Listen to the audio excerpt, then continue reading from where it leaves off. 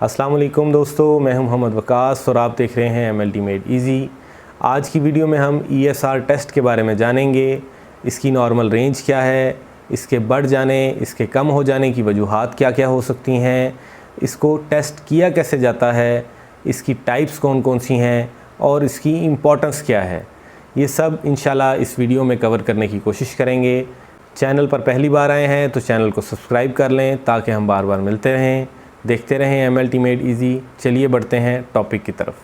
जब एंटीकोआगुलेटेड ब्लड को किसी ट्यूब में डालकर कुछ वक्त के लिए वर्टिकली रखा जाता है तो इस ब्लड में मौजूद रेड सेल्स ट्यूब के निचले हिस्से में बैठ जाते हैं और प्लाज्मा यानी ब्लड में मौजूद वाटर ट्यूब के ऊपर वाले हिस्से में रहता है, क्योंकि रेड सेल्स की डेंसिटी वाटर से ज़्यादा होती है।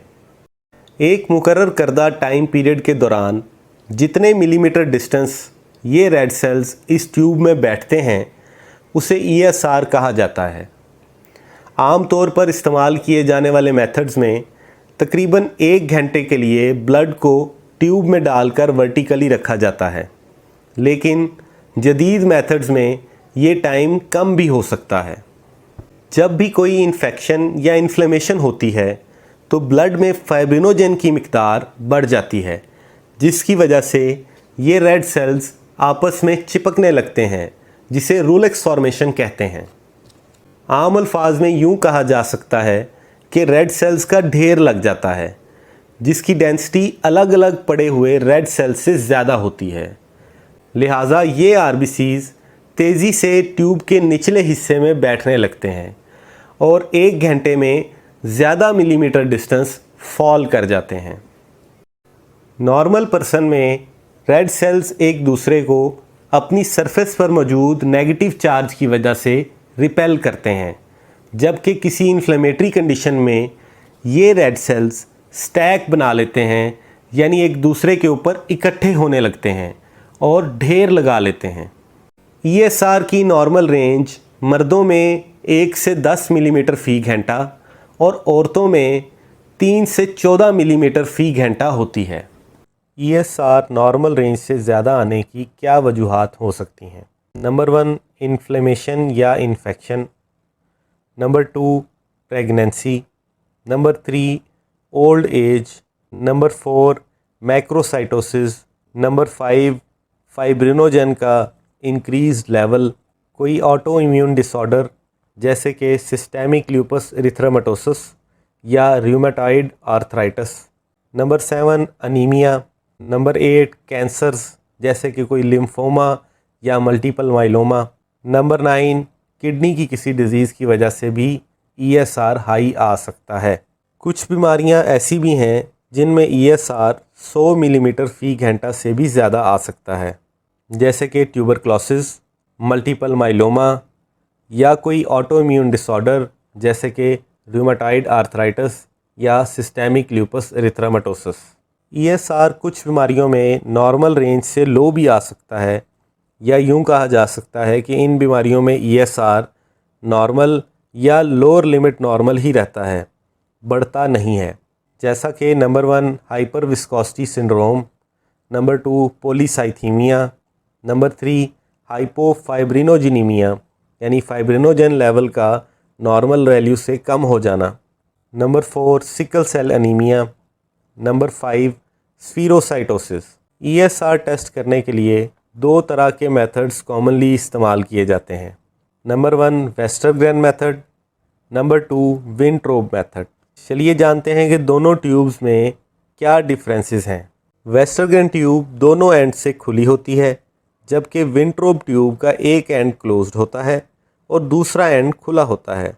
वेस्टरग्रेन ट्यूब में तकरीबन 200 मिलीमीटर या 1 ml ब्लड वॉल्यूम लिया जा सकता है, जबकि विंट्रोब ट्यूब में सिर्फ 100 मिलीमीटर या 0.5 ml वॉल्यूम लिया जा सकता है। वेस्टरग्रेन मेथड में sodium citrate as an anticoagulant use किया जाता है, जबकि विंट्रोब ट्यूब में EDTA एज एन एंटीकोगुलेंट इस्तेमाल किया जाता है। वेस्टरग्रेन ट्यूब पर 0 से लेकर 200 तक मार्किंग्स होती हैं, जबकि विंट्रोब ट्यूब पर 0 से लेकर 10 तक मार्किंग्स होती हैं। वेस्टरगन मेथड से ESR टेस्ट करने के लिए एक वेस्टरगन ट्यूब चाहिए, वेस्टरगन ESR स्टैंड चाहिए और एक रबर टेट या मैकेनिकल डिवाइस चाहिए जिससे ट्यूब को फिल किया जा सके। 0.4 ml ट्राई सोडियम सिट्रेट लेकर इसे 1.6 ml ब्लड में मिक्स करेंगे। 1.6 ml ब्लड वेन से निकालने के बाद directly 0.4 ml try sodium citrate में डाला जा सकता है, या फिर ब्लड को पहले EDTA में कलेक्ट कर सकते हैं और जब टेस्ट परफॉर्म करने लगें तो इस वक्त भी ब्लड में 0.4 ml ट्राई सोडियम सिट्रेट डाल सकते हैं। अब वेस्टरगन ट्यूब लेंगे। इस ट्यूब की एक साइड पर रबर सक्शन टेट या मैकेनिकल डिवाइस अटैच करेंगे और दूसरी साइड ब्लड में डिप करके सक्शन अप्लाई करेंगे और 0 मार्क तक ब्लड को फिल कर लेंगे। अब मैकेनिकल डिवाइस रिमूव करेंगे और इसी एंड पर फिंगर टिप रख कर दबा लेंगे ताकि ब्लड दूसरी साइड से निकल ना जाए, क्योंकि वेस्टरगन ट्यूब दोनों साइड से ओपन होती है, तो अगर एक साइड से प्रेशर अप्लाई करेंगे तभी ब्लड ट्यूब में होल्ड हो पाएगा। ट्यूब को वेस्टरगन स्टैंड में फिक्स करेंगे और इसे एग्जैक्टली 1 घंटे के लिए वर्टिकली खड़ा रहने देंगे। जैसा कि इस पिक्चर में देख सकते हैं कि एक हाथ से फिंगर टिप के ज़रिए प्रेशर अप्लाई किया हुआ है और इस प्रेशर को आप तभी रिलीज़ करेंगे जब आप ESR स्टैंड का स्क्रू उस पर टाइट कर देंगे। 1 घंटे बाद रेड सेल्स की हाइट को नोट कर लेंगे। जितने मिलीमीटर तक रेड सेल्स ट्यूब में बैठ चुके हैं उतने मिलीमीटर ही इस पेशेंट का ESR कहलाएगा। याद रखें कि इस टेस्ट को हमेशा रूम टेम्परेचर यानी 25 डिग्री सेंटीग्रेड पर किया जाना चाहिए। अगर टेम्परेचर ज़्यादा होगा तो रेड सेल्स तेज़ी से ट्यूब में सेडिमेंट होंगे और अगर टेम्परेचर 25 डिग्री सेंटीग्रेड से कम होगा तो सेडिमेंटेशन स्लो होगी।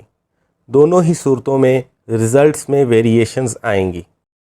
विंट्रोब मेथड से ESR करने के लिए एक विंट्रोब ट्यूब चाहिए, विंट्रोब ESR स्टैंड चाहिए और एक पास्चर पेपर यानी ड्रॉपर चाहिए।